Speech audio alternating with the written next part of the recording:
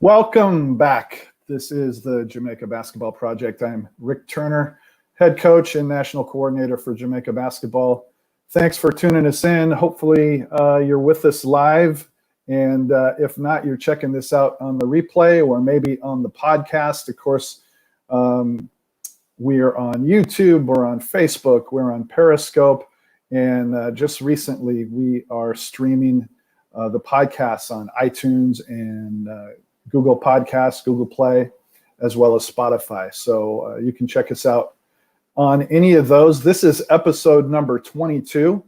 And before we get to our guest, I want to just kind of implore everyone that's watching this, anyone that's seeing this or listening to this, has an interest in Jamaica basketball and helping us move toward our goal of making the 2024 Olympics in Paris. And I think, everyone can do a little bit in helping us get there. And one of the things you can do currently, which is pretty easy to do, is just spread the word about these live streams and podcasts and go to the Jamaica Basketball Project Facebook page and like that and follow that. Go to the YouTube channel, Jamaica Basketball Project YouTube channel, and subscribe to that. Subscribe to our podcasts, give us good ratings, and pretty soon we start to gain some momentum, just like we will on the floor. And we will inevitably start to generate some income from this social media thing. So appreciate everyone that is on board here with us to just spread the word, tell your friends about it, and just ask them to do you a solid and click on and subscribe and like and follow and all that good stuff. I'm kind of learning as I go here. So, hopefully we can all do this together. We are with you a little bit early today. I am in the Pacific time zone in Seattle. And we're going to go across the Atlantic Ocean over to Switzerland, where it's about 9 o'clock at night. And we're going to welcome in the man they call Air Jamaica. Here he is right here, Joel Wright. Mr. Wright, how you doing, man? I'm good, man. Can't complain. How are you? I'm excellent. Thanks for doing this. I appreciate it. And it's just really cool as I discover potential Jamaica basketball roster guys and doing research and discovering people. I happened upon you, and I've enjoyed watching your videos online and kind of learning a little bit about your career. Why don't you just kind of fill us in a little bit? You left Jamaica when you were 10 years old and moved to New York. Give us kind of that little bit from that far back. The thing what took place was my sister was born, and my sister was really young, and the family of my sister offered to take her because they could get in the country and they can file for her while she's so young. So my mother let her go, but my mother also got motivated and came right behind her. Like, she came and applied for a visa and she made it in. And when she came here, I was kind of left there alone with my brother. But you know how Jamaica is different down there. So basically I was on my own at 10, 11, 9. I was on my own. So a couple of years after I was right behind. I got there. I got to America. I got to Brooklyn, New York, in Crown Heights. So, I mean, that must have been, obviously, that's hard. When your mom leaves and you're basically on your own at age 10. Talk about that a little bit, man. What was that like for you? Yeah, that was crazy. I didn't understand it. I mean, I called her every day. I went to the payphone and blew our phone up. I didn't know how to handle. Like I'm young. I don't know Of what's course. going on. I mean, I got family there, but Jamaica is kind of a place like everybody got to fend for themselves, you know. Yeah. So it's like, okay, I got brothers and thing, but he's trying to survive also. You know what I'm saying? So I don't know. I guess I had to man up early, you know, and I feel Yeah. like it kind of helped me now, right now in my endeavors, because now I could be on my own and go wherever and not Yeah. feel any way. You know what I'm saying? Because that's Yeah. something I was used to from when I was Yeah. young. And you've certainly done that. We'll talk about that in a little bit. But so ultimately, you get to the States, and Yeah. reading some things online, you know, and this has kind of been a theme.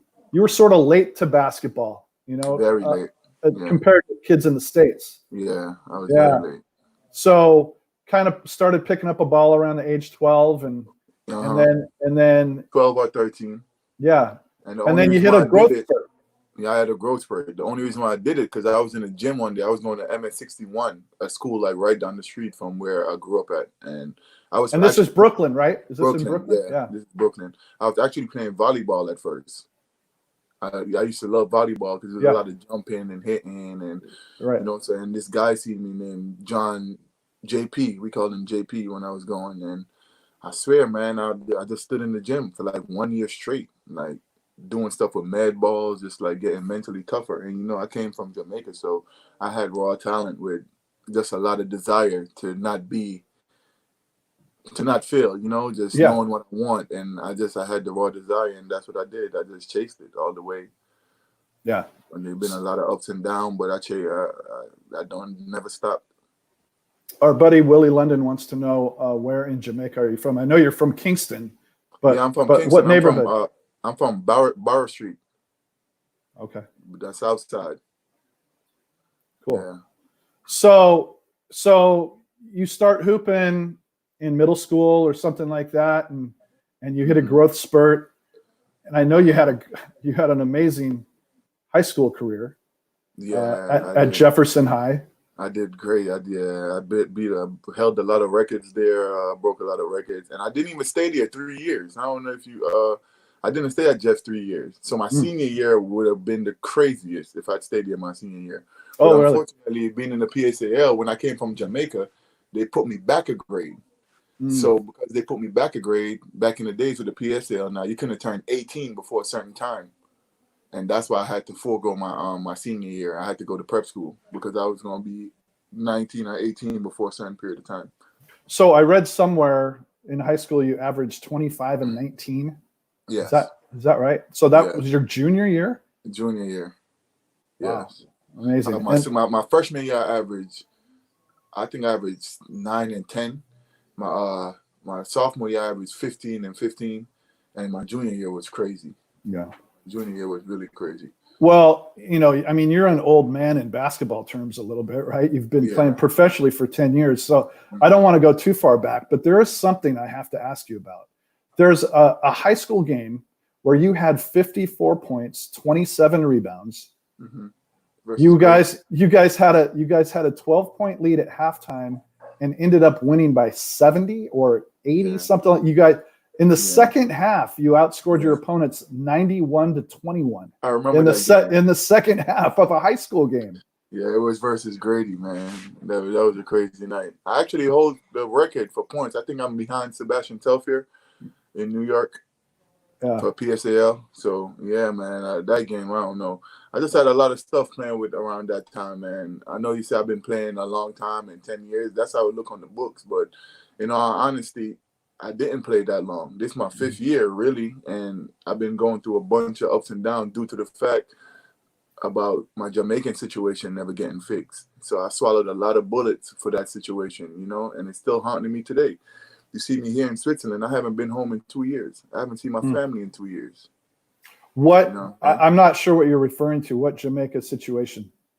I didn't come to Jamaica on the right terms. I was young. I had to get from Jamaica. I didn't go to Brooklyn on the right terms. Back in the days before the World Trade Center and all of that, it was easy to get there, you know, and that's how I got there. And it kind of hurt me because any parents bringing a Jamaican to to America, it's not to, oh, we don't think he's going to do college. He's just going to find him a good opportunity to get a job and stay focused. Mm-hmm. But my plans was different when I got there. You know, I went to school. I graduated at every school in New York. I got a college bachelor's, and I got a high school diploma. I got a bachelor's. I got an associate's. So, you know, I took the opportunity, and I just never stopped. You know? So talk about that college journey a little bit, because there were some stops along the way. Oh man, that was one of the roughest process for me. I mean, overseas was cool, but the college, because I was so prideful, and I earned so much in high school for me not to go to the school of my dream because I didn't have paperwork. You know what I'm saying? Like a lot of schools started turning away from me because I didn't have a social. You know, you can't really get into college with a social. I had every school in the Big East. I had every school. I had some ACC schools.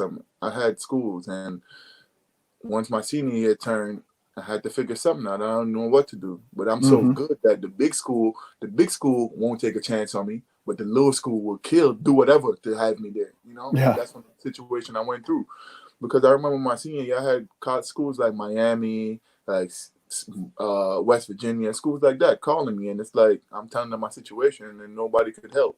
Here I go, I'm 17, 18 years old. I don't know what to do. I'm in prep school on my own. You see what I'm saying? Yeah. I'm trying to figure out everything. My mom don't know nothing about basketball. My mother never got an education because she had to raise us. You know what I'm saying? So I had to grow up early. And that's where it goes back to me being young, raised me up a little faster, you know?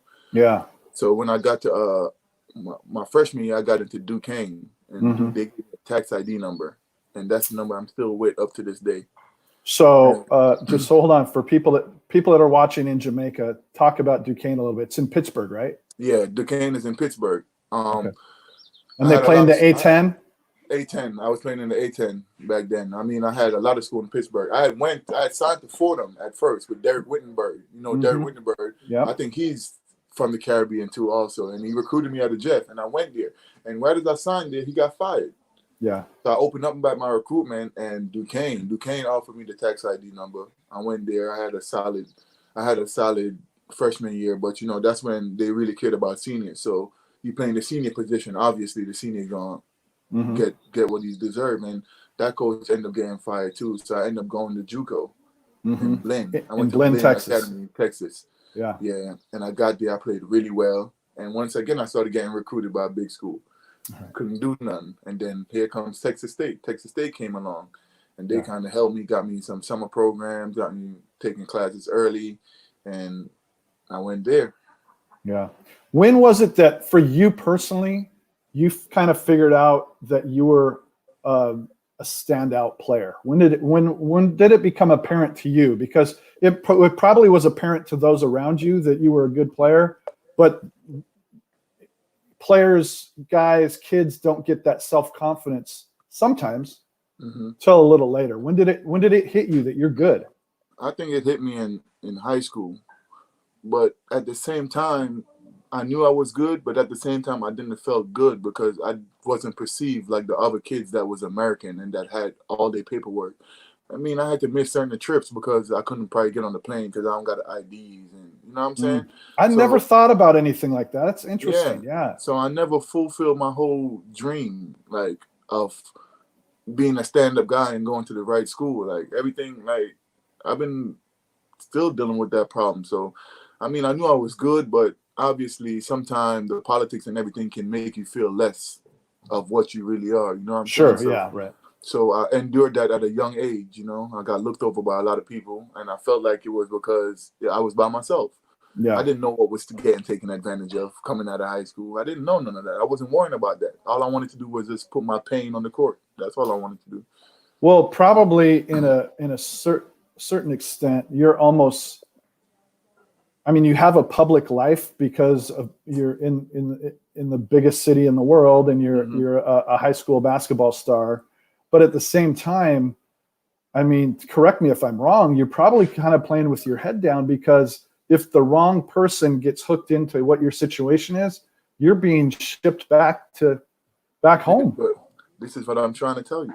For a kid like me, I'm 30 years old now. If I tell you since I got to America and since I finished college and everything. If I tell you I was walking on like a train track, like I wouldn't go out. I wouldn't walk the street when it's too late. I was always scared of getting pulled over. I never had a confrontation with the cops all 30 years of my life. Right. I never been in a jail cell. I never seen a jail cell. All I did was went to college, and you know, that's what hurt me a little bit till this day. Like, I don't talk about it enough, and a lot of people that come around don't know this background. They just know I'm Jamaican and I'm playing, but they don't know what I'm going through behind these. You know what I'm saying? Behind these little situation. Like, it's a lot of stuff I went through, and you know, I don't blame nobody. I mean, my mom couldn't help me. She tried as much as she could. I mean, I didn't know much about immigration and situations like that. Yeah. And now I figure it out, but I didn't know much about it. You know what I'm saying? So, well, that's what I was gonna. Yeah, that's what I was gonna say. You must at some level you must have it kind of figured out now, right? Because you wouldn't be able to travel the world like you've done. I left America 2 years ago in 2018. I was there. I tried to get a job. I didn't want to work.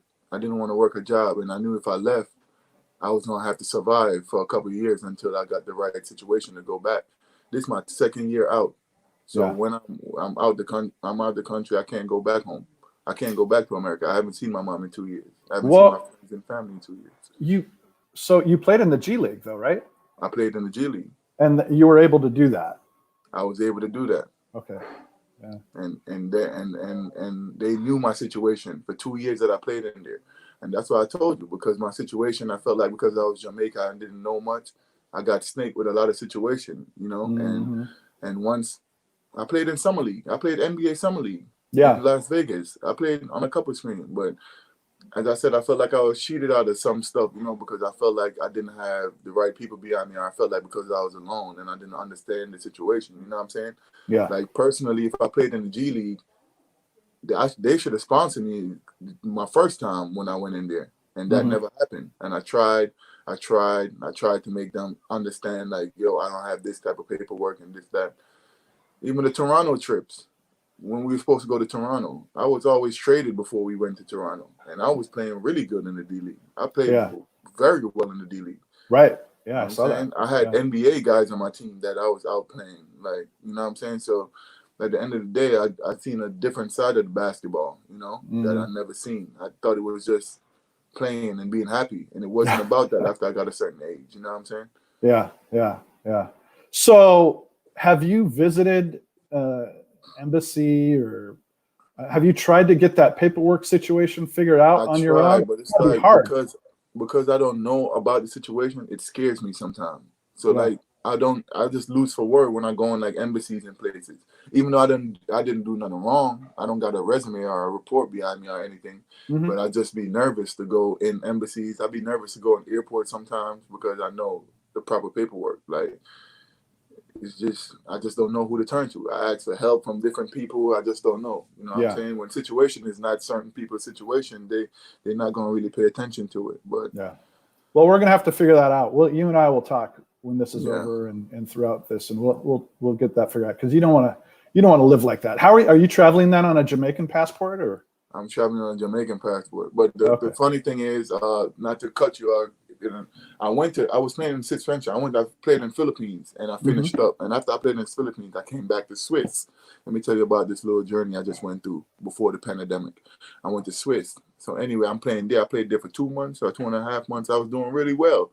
A team in France tried to buy me out of the contract, and Swiss said no. But when it came to the end of the year, they let Argentina bought me out. So I goes to Argentina, you know, getting my leg under me. Remind you, once I leave Swiss, my passport, my work permit is cut.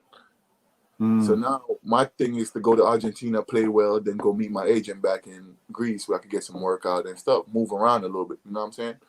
So I get to Argentina and the whole pandemic happened. So now I'm on lockdown. So now my permit expired on the 15th. So now I don't know what I'm gonna do. So now I haven't been to Jamaica in 19 years. And I'm in this room getting so skinny because I don't know. I'm thinking I gotta go back. I don't got nobody there. And I think I wrote Swiss a email or something, told them this is the only place I know that's home. I never been there. And they authorized me to come back. Yeah. But, well, you and I will work together when we're finished with this whole thing, Yeah, and I'll put you in touch with some people, and we'll get that worked out, because you're at a point where you got to put that stuff behind you and get that all cleared up so you can continue your career. And the crazy thing how it been going, because after the D-League, it was my second year in the D-League. My second year was my breakout year. I went to summer league. I had a couple games. I had night versus Montreux Harris. That's actually on an NBA roster now. I played really well versus them. I think I had 19-7. I'm playing well in the D League. I'm running up and down and doing well. So after the D League happened, now I got a contract to go to the Philippines, right? And this is my 2016. I'm getting ready to come out. They offered me probably the most money I ever seen in my life was Philippines. Yeah. So I can't turn it down. But in 2012, before Obama got out of office, they had the DACA program. And the DACA program now got me the humanitarian visa where I could leave on humanitarian reasons. So Philippines was 2 months left in the season. So I was like, man, I got to go. I'm broke. I don't got no money here. D-League not paying me no good salary. They still had me on a C contract, and I'm averaging 16-9 on the team. I'm winning games, like, you know what I'm saying? And I'm like, damn, I can't get a better contract. So I said, okay, cool. I'll go take this thing to the Philippines. But I got the humanitarian visa. So I played a month. Then the next month came. Now I was supposed to return to the States. I was like, damn, I can't leave. Like 25. I can't leave 25 on the table. I'm like, nah, I overstayed. So once I overstayed, but I'm playing well in Philippines. I go there, I'm averaging 30 and 16 rebounds. So after that, I got signed again to a team in Cholet for after the season. So I got signed to France Pro A. I was signed with 2 agents at the time. I don't know what got into these guys' head, but they tell the team that I was a American with a Jamaican passport. I never had nothing for America. But you got a Jamaican passport, American passport, you can go in the country and then get your passport. So remind you, I just signed a contract to go to Chile for 110. I was gonna get 110 for 9 months because I'm playing great. I'm just finished summer league. I'm playing Philippines. I'm hot right now. So I'm about to leave Philippines. I got all my money, my bags packed. Now it's time to go to France because I just signed this contract to go to France to play in Cholet basket Pro A. I go to the airport, no visa. So now I'm stuck again in Malaysia. I can't leave because I don't got no visa to go to France. So my agent tells me to fly to Israel. So I flew to Israel, and we was gonna try to get the thing from Israel. We was gonna try to get the visa from Israel. So the day I waited a month, the team waited a month to sign me. So the day we were supposed to get the interview with the Israel office, the team pulled out the day before. It was like, we can't hold no more. We've been holding for 1 month. We can't. And that's money out of your pocket. So I just lost the job. So now how I'm thinking, like, okay, I can't go back home, but I'm gonna have some money where I could afford to live. You know what I'm saying?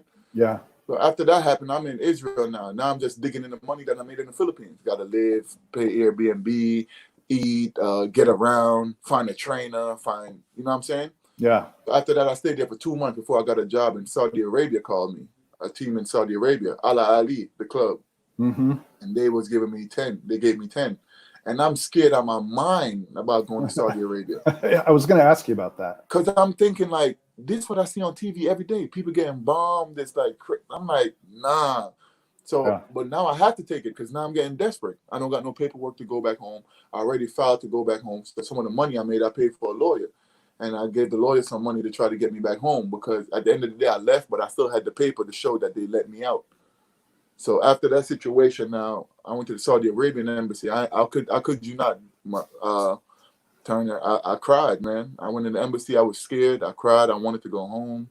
And that was in 2016. I wanted to go home, and finally, after a month, I got the team to the cup, chip, and the thing. So now I'm ready to go home. I got the visa. The visa is in my book. I'm ready to go to the airport.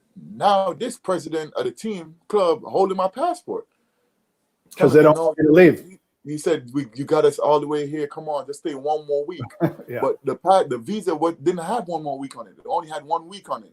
So if I stay again, then I'm going to have to go through a whole another 8-month process. I was stuck for 8 months just traveling. Wow. You know what I'm saying? Yeah. So I said, I got to leave. So I got on the plane.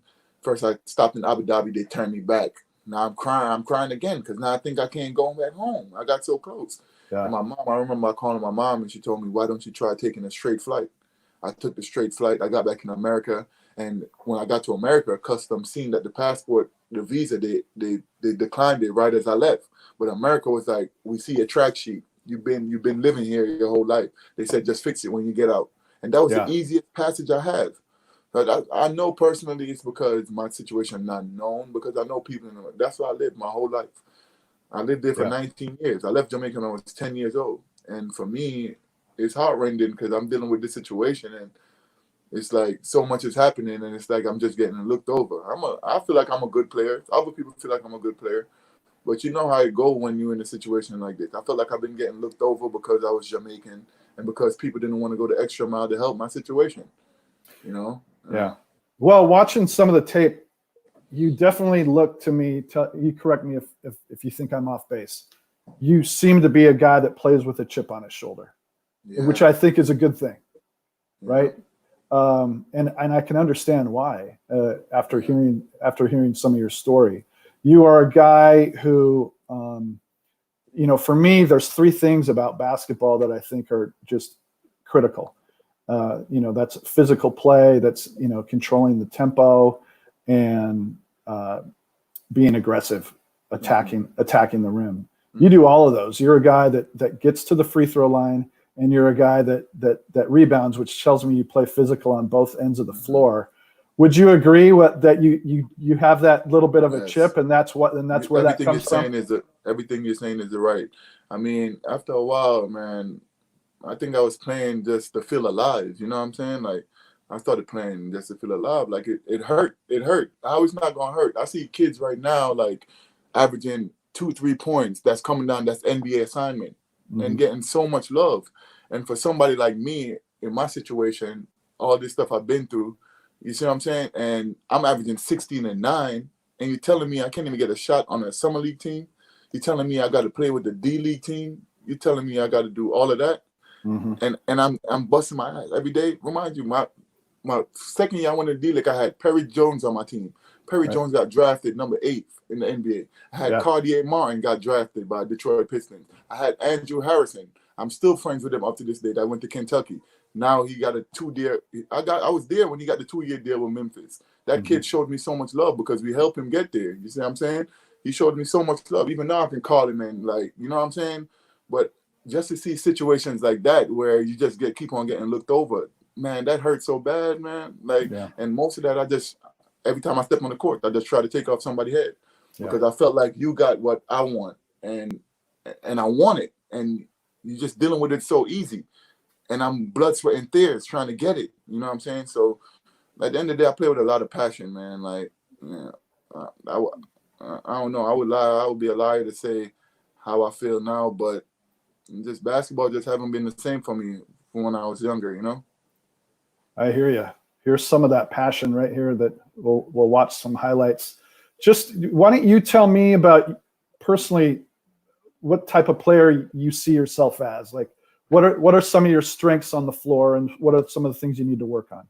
I mean, the thing is, the thing with me is I'm a player that do it all. I do a little bit of it all. So it's tough. You're going to put a 4 on me, I could play outside with a 4. You're going to put a 5 not faster than me. You're going to put a 3, I can post up. So, you know what I'm saying? I've just been trying to just expand my game outside and, you know, shoot the 3 a little bit more. And I think once I shoot the 3 a little bit more, everything will be real complete. You know, I'm athletic. I'm going to play hard every night. You don't got to ever question my work ethic when I'm on the court. I love winning. I love playing with teammates. I love my game. I play with a passion. I'm not going to change it for anything, you know, because I know this chip I'm playing with. My situation is not the same as a lot of people, you know, so you definitely understand. Yeah, you definitely know how to put the ball in the basket, and that's a quality that I think, I don't know, people maybe take for granted. There's guys that are really good basketball players, really good basketball players that just don't put up numbers necessarily. What do you think makes a guy a scorer? Is it a mentality? What is it that makes that guy? I'm sure there's a lot of confidence involved too. For me, I think the thing that made me a scorer is just like I know what passion I play with, and I know how bad I want to win, So being a scorer, I don't directly go out there and say, okay, I'm going to score unless I talk to the coach and that's what he want me to do. But I do so much, like, what I'm saying, on any different night, depending on the game going. Like I can turn it on, I can turn it off, what I'm saying, because I work hard to do stuff like that. You see what I'm saying? And I just feel like just staying in the gym. For me, I was just always in the gym because I was so scared of being in the streets. I had to go to the gym. You know what I'm saying? I didn't want to be outside. So for me, I worked on everything. And in high school, I wasn't even shooting. In high school, I was just straight dominant inside. Like, you just couldn't stay in front of me. Like, I remember we went out at nights and nights with Lance Stevenson. Lance Stevenson played 4 years in my league, And that's just the type of people I was raised around. If you notice, Lance played with a chip on his shoulder. He got it.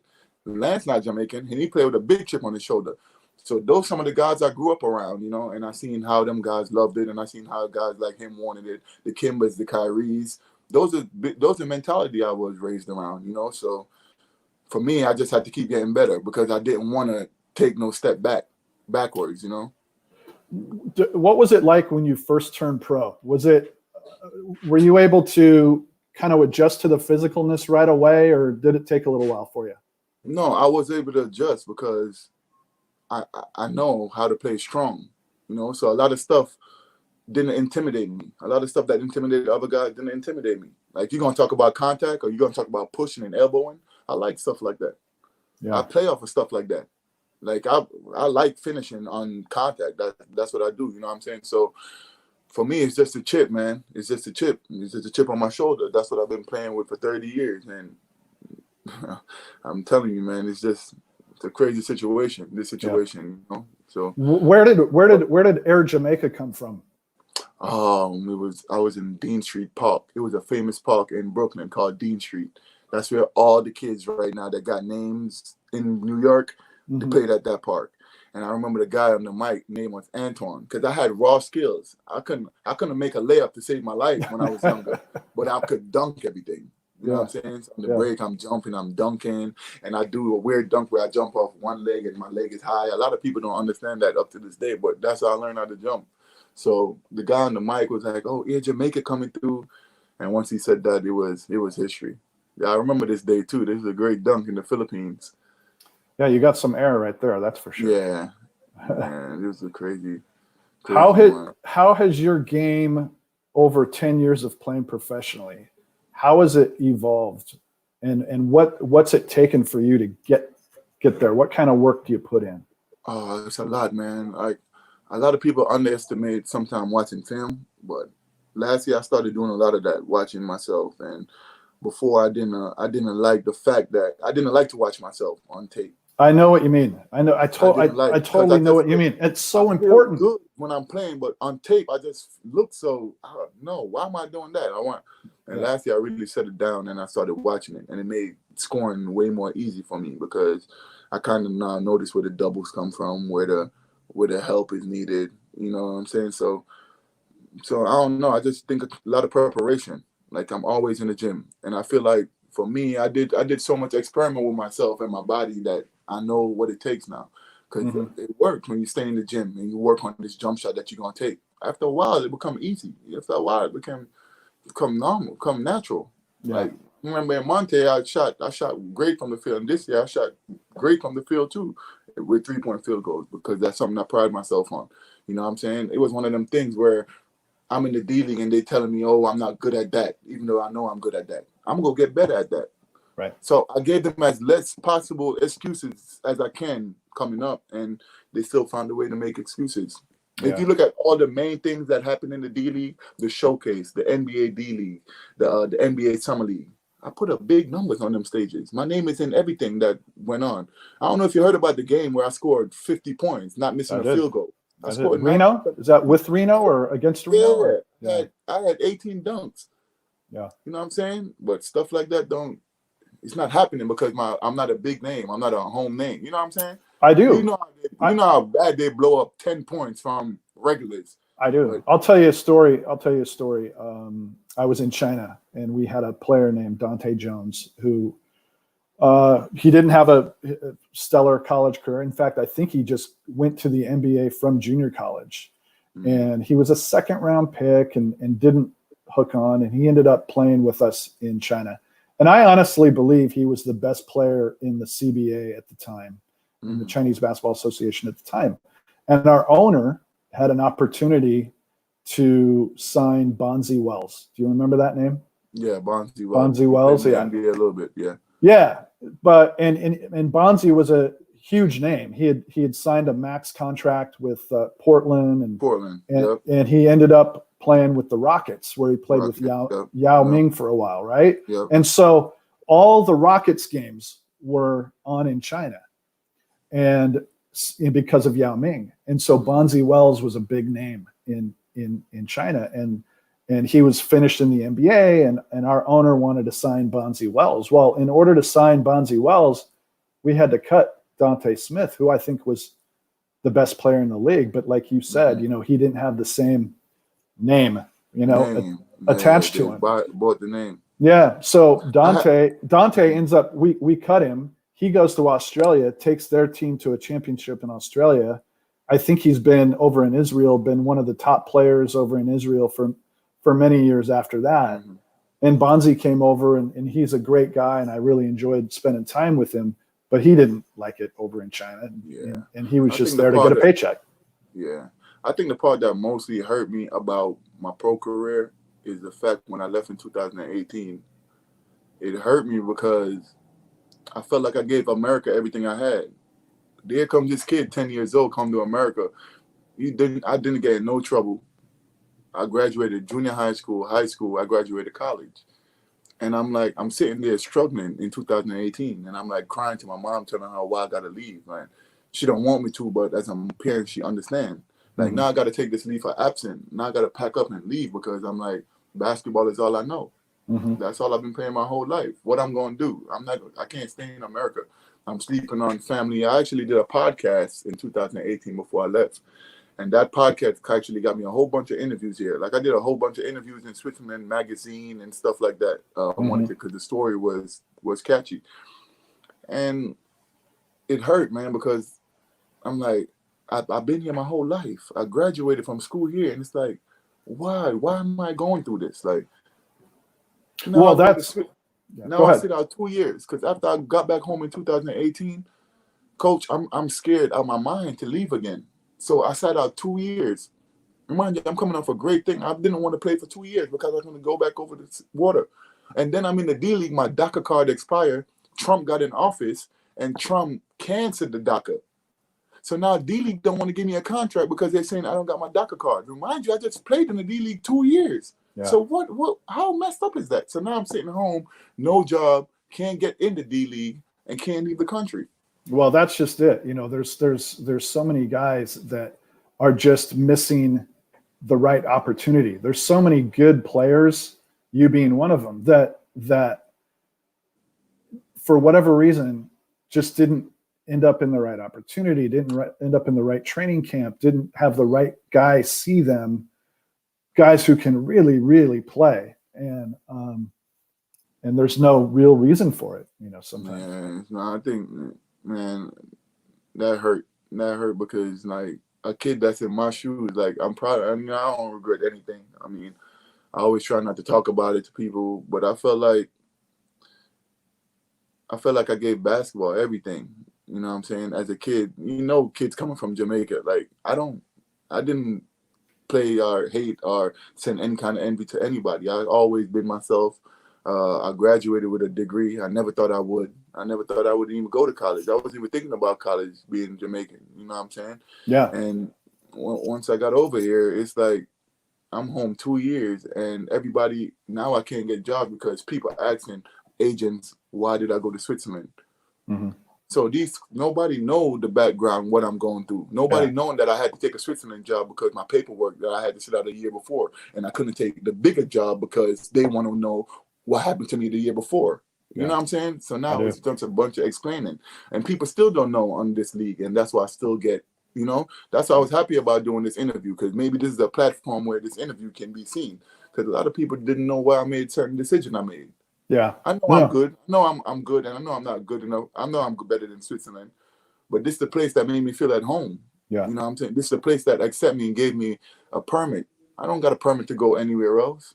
Like I had so much teams and I turned them away. I got so much contract in my inbox, but because of this situation, I'm I gotta leave. Trump not bringing thing back. I'm not making no money. I'm living with somebody else. I'm feeling uncomfortable. So I said, I'm gonna leave. I'm gonna leave. It's 2018. I got on a plane, and they say if you leave, you ain't gonna be able to come back. And I kind of like forego I basically took my own deportation. But the only problem is I never went to Jamaica. I just went to Hmm. play basketball. Yeah. I Well, never we'll went have back to to Jamaica. when we're finished with this, we'll have to work on that a little bit and get you in touch with some people. And I do want to talk a little bit about that. Hmm. You have a great basketball journey. There's Hmm. there's kids watching in the U.S. There's kids watching in Jamaica, Jamaican kids that have never been able to leave the country, and you've traveled all over the world. Talk about some of those stops. You're in Switzerland right now. Tell us about the Swiss league and the people, the country. Just tell me about the experience I, right now. for me personally, I love Swiss because I felt like that's the country that accepted me. It was rough in the league, but the league is a great league. With a matter of the situation. It's not Swiss is not always the first option down here. Like it's Hmm. not the first sport. Basketball is not a big sport down here because they like other stuff like ice hockey, different things. So when I came here, I got accepted by the league. I played in Monte my freshman year, and I don't know. I think God just always been on my side because listen to the journey I went through. I went to Monte. I'm in Monte now, my first year. I'm killing Monte. So the team asked to sign me for 3 years in Monte. But my agent at the time said that's not possible because he might not even be here for the whole year. Hmm. First 4 games, I'm averaging 30. So I get player of the month, player of the week of the month. A couple of days later, injure my meniscus playing soccer. It's a famous thing over here. They want you to play soccer sometime to get warmed up. Hmm. Kick the ball, hurt my meniscus. After that whole situation now, I just left America. So before I made my first check, I'm hurt. Yeah. Right. Think about that. Yeah. I'm in Europe. They cut people for being hurt. Yeah. I met the great person, Jen Ujisi and Regis Ujisi. He was the owner of the team in Monte. And he loved me so much because of my story and the situation I was dealing with. He kept me, he kept paying me, he took care of me for the whole year. I came back, was able to make playoffs, and anyway, you know what I'm saying? But I'm saying that to say, like, I met Switzerland is great. There's great people over here. They care about your well-being. In Europe is about just your attitude and just being a good person. Like, they'll take care of you for being a good person. You know what I'm saying? So Yeah.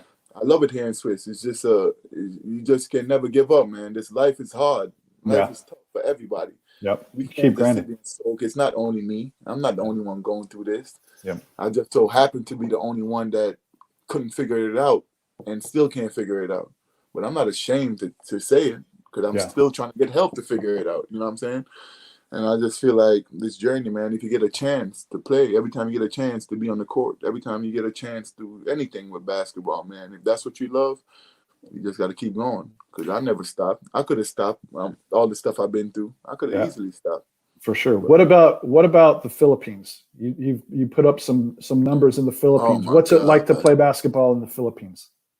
Philippines, first love, man. First love. It's over there, it's just about basketball. It's none of the other stuff like off the court stuff. They just want you to play basketball. Hmm. Man, I mean, like Philippines was the first place that made me appreciative of everything I did because people down there is kind of a third world country, so people down there didn't have it as much as we did. They love You know, basketball, though, don't they? they love basketball, and I even took it up on in 2016 because I was making a lot of money. I said I did like cookouts. If you see on my Facebook, I did things where I bought shirts for everyone, Hmm. like a whole village. I went to a whole village and did like a little fun day for the kids and everything. And I enjoy doing stuff like that. And that's my focus. That's what I'm trying to do. But I'm just trying to do it on a bigger scale. I mean, basketball ain't just for you. You know, every kid always write me my inbox and asking me. You know, I want to tell kids the truth. My situation is not fairy tale. I can't tell you like, oh, my mom went there and she drove me here and she took me. It wasn't like that. It wasn't like that for me. Yeah. You know? What about? I know a number of people that played in the Middle East, in various places. It's got to be a unique experience in a culture like Saudi Arabia. Talk about that a little bit. What's the culture like over there? I suppose for a man it's okay. It's not so great for a woman. But when I first went there, I was so nervous because I started hearing stuff like, "Oh, you bring girls to the hotel, you get in trouble. Like, their religion is big now." Not like that, get in trouble though. Yeah, but what I did was when I got there, I made friends with the hotel people, and I realized what it was down there. You know, oftentimes from where we stand, we sometimes battered other country, but Saudi Arabia is actually a great country. I really enjoyed my experience there. You know, after a while, I got so cool with the people there. I started doing their religion. I started praying with them. You know, because sometimes during the game you'll have to stop and pray. So I started going to during the mosque. game. Yeah. Oh, So really? I started waking up, going to the mosque, studying, reading the books, and some stuff to keep my mind off the situation. And you know, they helped me a lot down there. The guys still hit me up to this day, like to say what's up, you know. And all over, I met great people, and I just try to be a good person, you know. Yeah. I've been through some tough situations where it came up and short, but you know, God was always there. And right now, I'm not in the best of situation, but I'm good. I got a roof over my head. I'm able to work out, do some home workout, and you know, right now getting back is not really on my mind because I don't know what to do with that situation. You know what about Belgium? Oh, you know, I was signed to Belgium too. Didn't go in Oh, you didn't go. 2017. Did you play? Go. What about Finland? I went to Finland for 1 week, and I got bought out by the Philippines. Okay. After I went to Finland, the Philippines came and said, "Yo, we'll buy out your contract." And I stayed there for a week, got a couple workout in, and then flew to the Philippines. What about Argentina? Argentina was good. I only played 4 games, then the pandemic happened, and we had to go on lockdown. So I've only played like 2 weeks, and then we went on lockdown. Am I leaving any out? Nah, Argentina was great. The coach was really good. That's the first time since I've been a pro I've actually dealt with a coach that went in straight details. Like, you had to pick up on the play. He wants you to roll a certain type of way. I really enjoyed that experience with Argentina. I think in them 2 weeks, I learned a lot, and I grew a lot from some of the older players down there. You know. Have you ever had dreams or fantasies or thought about playing for Team Jamaica?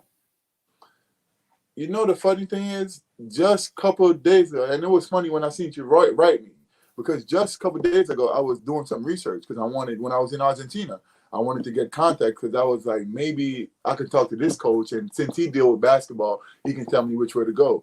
I actually got your Twitter. It's still in my notes. I was supposed to write you on Twitter. Yeah. It just never came to it. But Samado is my really good friend. Samado Santos. Oh, okay, yeah. He's actually here in Switzerland right now. So I see him all the time. Oh, cool. He's in Montreal. And I even hit up Duran Scott. I hit up a lot of people I wanted to put that's my dream. Because I feel like basically if I had a time to play with that team, I wouldn't be in this situation right now because all the stuff would have got taken care of on the Jamaican side, you know. But that's I would love to, man. I would love to qualify for I would love to wear Jamaica across my chest. I would love to. I just didn't know the situation with what was going on. You know, I heard some stuff from Samada. I heard some stuff from Durant. So I just left it alone. You know what I'm saying? I didn't know too much about it. That idea of you maybe saw either online or heard the intro that I had. Our goal is the Paris Olympics in 2024. Mm-hmm. Could you kind of put that into words, what something like that would be, walking in wearing the Jamaica colors in the opening ceremonies and then tipping it off against the international group? That would be by far the best thing to accomplish. You know what I'm saying? Because for me as a kid to be Jamaican and to represent somewhere where I've been and somewhere where I'm planning to go back for the rest of my life, to put myself on that platform where people can know, because I was 9, much didn't know about me down there, where people can see like you don't need certain stuff to be successful, or you just need an opportunity. That would be great. That would be great. Paris, one of the best fashion places in America, in the world, with the best, one of the best Caribbean countries in the world. That would be great. I mean, I would love that. Would Love you it. would you show off some of those tattoos while you're in Paris? I would have to. You're inked up, man. Yeah, man. I would have to. I definitely What? would have to. Give me the I got story. You just like you like getting skin art, or what's happening? No, You, after a while, I just started telling my story in my art. I just yeah. started telling them what was going on with me. I started just writing it on my body. You know what I'm saying? Do you design a lot of them, or do you have people that do that and then you get them done? How does that? No, I had a close friend, that I kind of went through it, and he went to be a tattoo artist, and I went to him and got most of my work done. And What was the first one you did? it was a Air Jamaica tattoo on my hand. It was on my hand, and that was kind of the first one I did. I mean, I got a couple basketballs, like when I first came out, some of the stuff I was thinking, like how I approached the game, like even the N1 game over, who's next, like that's just my mentality I had, I wanted to get to the game and I wanted to be over and move on to the next one, so these are just all stuff I came up with, and all stuff that bothered me, and all stuff that was on my mind, and that's stuff like I kind of put on my body, everything I've been through, like, you know what I'm saying? I know it's going to get better, I just got to keep on going. And that's why I explained that way I never forget it. I never forget where I came from. Joel, I'm going to let you go, but before I do, you have been through a lot. There's no doubt. There's no doubt about it. And that's not even half of it, man. I'm just trying to fit it all in 50 minutes. I know, right? And we'll talk more. But your story is inspiring one, and it could be for a lot of kids that find themselves in similar positions, from a basketball standpoint or what have you. What kind of advice would you give to a kid who's sitting in Jamaica right now that maybe has dreams of playing in the U.S. at either a high school, a prep school, a junior college, a four-year school, and even on to play professionally? What is it that kept you going, and what sort of advice would you give kids that would want to travel down a similar path? For me, the thing that motivates me is the thing that been motivating me the rest of my whole life. Like, just see my mother go through what she went through, like just to raise us, When I was in high school, I wasn't getting anything from my mother. I didn't ask her for anything. I was going to play an ANU trip, and I was using that clothes and them shoes that they was giving me for basketball to wear to school. So at the end of the day, man, the motivation was there for me already. Coming from Jamaica, how can you not be motivated already? You know what I'm saying? Coming from situations like that, you know what I'm saying? For kids, you just got to tell them, stay in the gym, man, because you want to be noticed. If you want to be noticed, you got to work hard. Because once you work hard, stuff becomes easier. And when stuff becomes easy in the game, everybody notices it. You know what I'm saying? And that's when everything become I won. You just got to keep working no matter what. Like, we don't got much stuff to work with right now, and I'm just making it work. Even if I got to lift books and tables, and you just got to do something. You just got to keep working hard and don't stop, because you're gonna be embarrassed along the way. You're gonna step in water. You're gonna have to dry yourself off. You're gonna pick yourself up again. You're gonna have to swallow your pride. You're gonna have to be hurt. This all the stuff you're gonna have to deal with. You know what I'm saying? So you just never stop. Like a wild bull, just keep running. Just don't stop. And I feel like we got a lot of kids like that in Jamaica, and we just don't get the platform. But I just feel like if everything keep working and kids keep working, I feel like anything is possible. Anything is possible. Cool. You're right. Let's stay in touch. Let's actually stay on here. I'm going to let you go here. I'm going to sign off with everyone. But thanks for doing this. I'll talk to you in just a couple minutes here. But appreciate you doing it, man, and telling your story. And the story continues. Hopefully we get through with this pandemic situation, and we're back on the basketball court soon, and putting up more numbers, right? Yeah. Thanks, Joel. Right here in France. Thank you, man. Appreciate it. Thank you for everything. All right, we'll talk soon. All right, that's Joel Wright. Thanks for joining in. What a great story, and the story continues. A couple of things I want to mention before we go. Gary and Willie with the interview later today, 5 o'clock in Jamaica on Jamrock Interviews. They're talking to Monique Taylor from Meadowbrook High School. So check those guys out. They do a great job. And then I also don't have the greatest news about our camps for this summer. This came out from Jump Ball.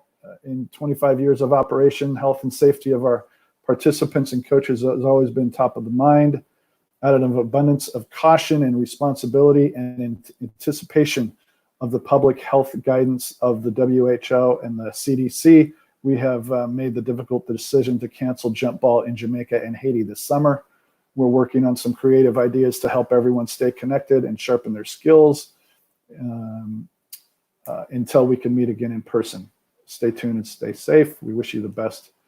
We wish you, your family, peace, comfort, and all the best during this difficult time. So that's from Chad and Bill at Jump Ball, and that's a disappointing thing to have to pass along to everybody, but we'll figure it out and we'll get back down there soon with the Jump Ball program. Want to just implore you to tell your friends about this. Go on YouTube, subscribe to our page, go on Facebook and like us and follow us and tell others to do it. And when we post things, share it out to people so we can kind of organically spread this thing. And just check back probably tomorrow or Thursday, we'll do another one and hope you can join us then. So want to thank Joel again for jumping on all the way from Switzerland, and thanks for tuning in a little bit early today. And until next time, we'll see you.